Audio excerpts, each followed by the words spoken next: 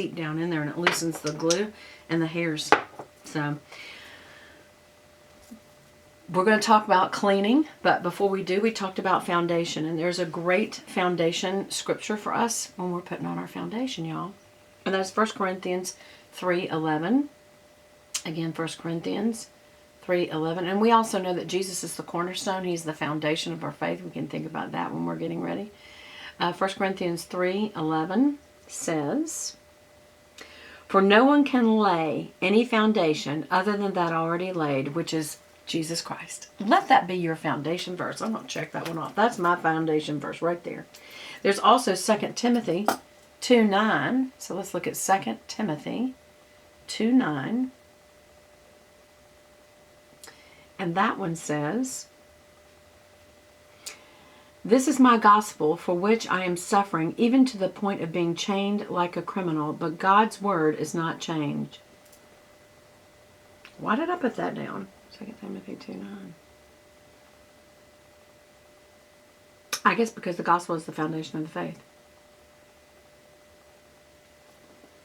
I like the other one better for putting on my foundation. 1 Corinthians 3:11. So that's, you know what, with all the scriptures that I'm giving you, I'm going to even circle the ones that I like best.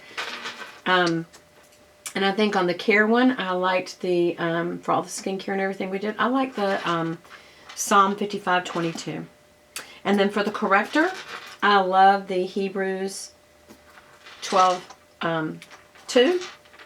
And also Romans, we didn't look at this one, Romans 4:7.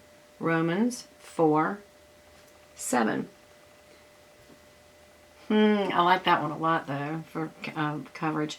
It says, "Blessed are those whose transgressions are forgiven, whose sins are covered." Y'all, we need to know that our sins are covered.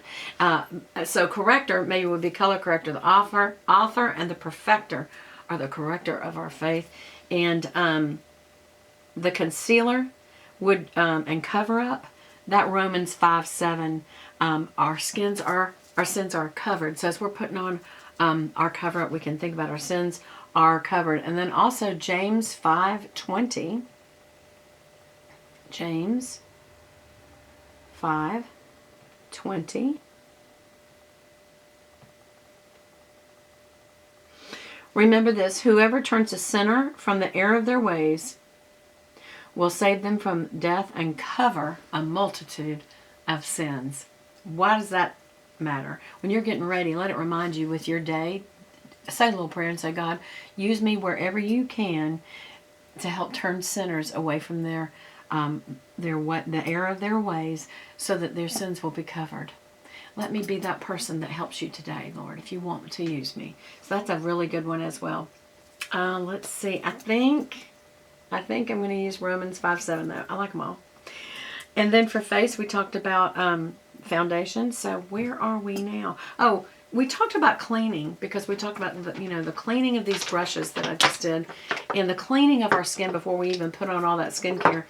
It's not hard to figure out that Jesus cleans us up, that he takes away our sins and makes us clean. He makes us white as snow. And I didn't do that scripture, but I know this one, and this is the one that I would suggest that we look at, and that is Psalm 51. Psalm 51. Yes. This will be our cleansing one, whether you're cleansing your brushes or cleansing your face before you start everything. It will be Psalm 51,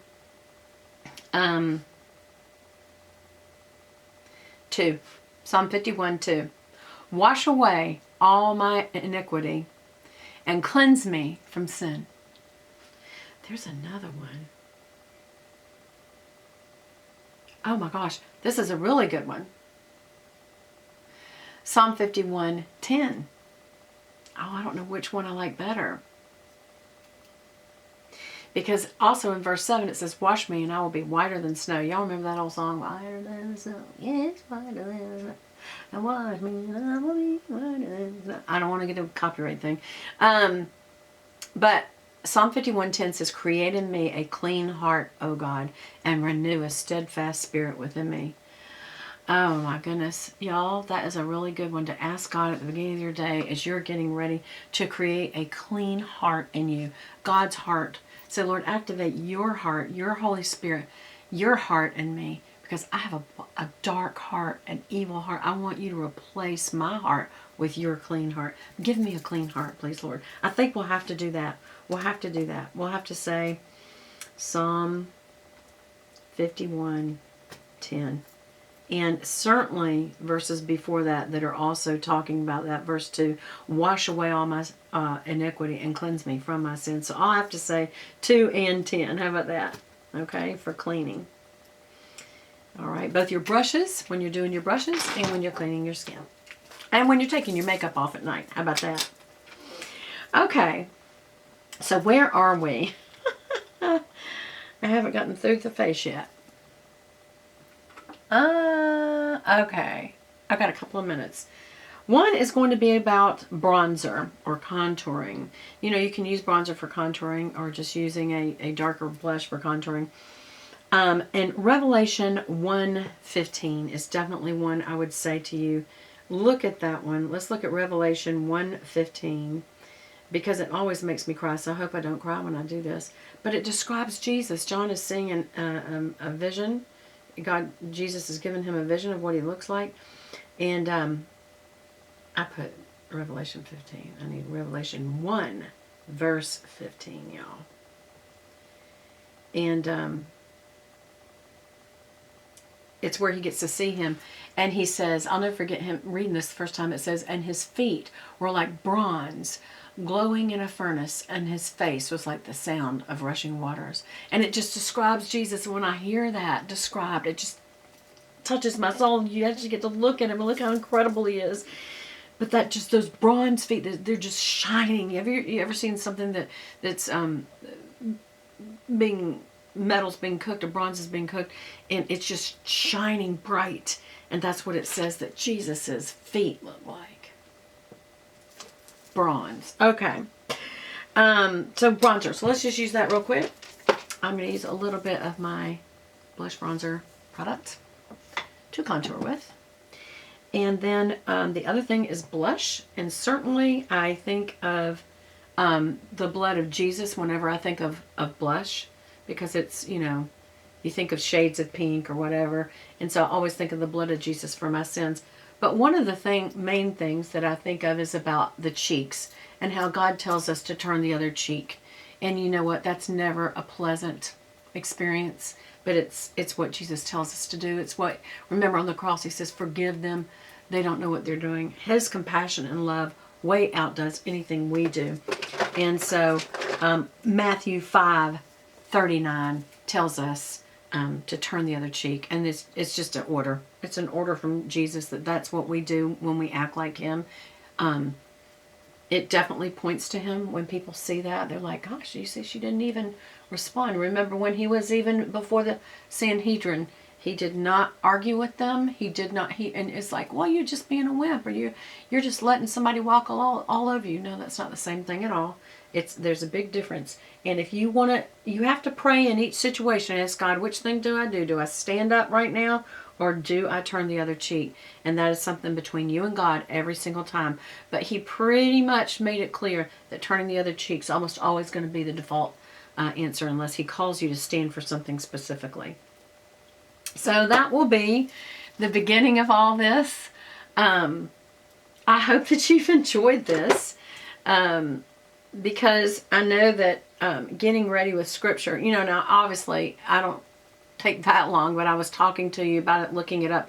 One of the things that I would suggest that you do so that you don't have to take that kind of time is for the scriptures that you have, that you like the ones we just picked. There's other scriptures. If you just want to go back to the back of your concordance and look it up, just look up the word eyes, or look up the word foundation, or look up the word lips, or look up the word, and just pick scriptures that really speak to your heart that maybe you want to memorize. And as you get ready every morning, just have a little list, whether it's a notebook or just a piece of paper. And for each piece of your makeup that you're putting on, have that scripture for that piece of makeup. And just start your day off with scripture and repeating it, meditating on it as you're getting ready. Because, you know, while I'm getting ready and blushing, I can always say, Matthew 5:39 reminds me today, before I go out in the day, to turn the other cheek. And you know what? The most wonderful thing is was when God gives you these opportunities to use the scripture, and you know how to behave and you know how to respond because of one thing. You were in the scripture that morning and God showed you how to apply that scripture to your life. That life application. That's why I like that life application Bible, to apply it to your life as you go throughout your day. So anyway, I hope you're going to enjoy this. The next one will be the eyes, and we'll see how far I get with that. Okay, where are we? We're got a couple minutes, but I don't want to start into the eyes. I think I'm going to do that differently because there's so many things that we're going to be involved, from shadows to liners to lashes, maybe even the brow. That I need to find a brow one, because I think that will be also a little time consuming. And then we'll do lips, and then we'll do setting spray. And so just keep yourself a little list like I am. And each day when you're getting ready with your makeup, have that scripture. Maybe you write it out. Just write your scriptures out and have them written out on your little page there for each piece of your face that you're applying, whether it's skincare, foundation, lipstick, whatever it is, that you focus on Jesus at all times. And the best way to do that is even in our rituals and our structure and order of the day, that we have already planned and put scripture into our lives as we get ready as ladies. Okay, y'all, I love you very much. Remember, we also want to pass this on to our children. And I love you very much. Bye.